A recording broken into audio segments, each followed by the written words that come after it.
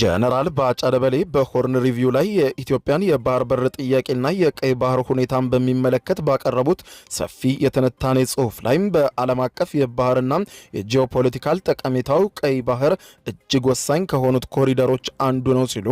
በቀጠናውም ሆነም በዓለም አቀፍ አካላት ከፍተኛ ፍላጎት የሚታይበት እንዲሁም ለንግድም ለስትራቴጂና ለጸጥታ ጉዳዮች ያለው አስፈላጊነት የጎላ ነው ሲሉ በታሪክ የኢትዮጵያን የባህር በር ሆኖም ሳለ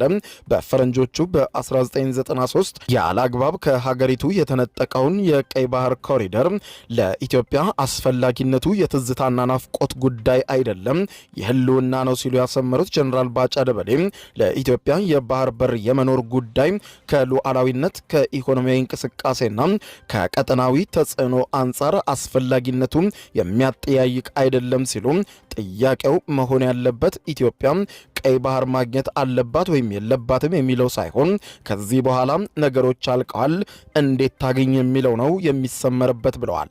በጋራ ጥቅም ላይ በተመሰረተ መልኩ ከጎረቤቶቿ በተለይም ከኤርትራ ጋር ሁለንተናዊ ጥቅምን ያማከለ ትብብር በማድረግ እንዴት መስራት ይቻላል የሚለው ጉዳይ ሊሰመርበት እንደሚገባ የጠቀሱት ጀነራሉ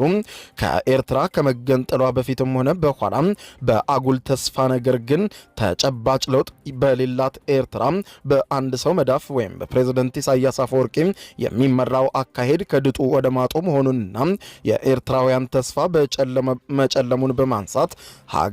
ሀገሪቱን የማይንቀሳቀስ ሙዚየም ጋር በማመሳሰል የማይንቀሳቀስ ኢኮኖሚ የታፈነ ሕዝብ ያለባት ሀገር መሆኗን የጠቆሙት ጀነራል ባጫ ደበሌ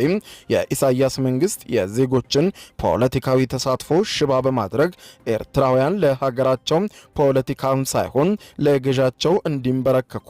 ማድረጉን ቀጥሏል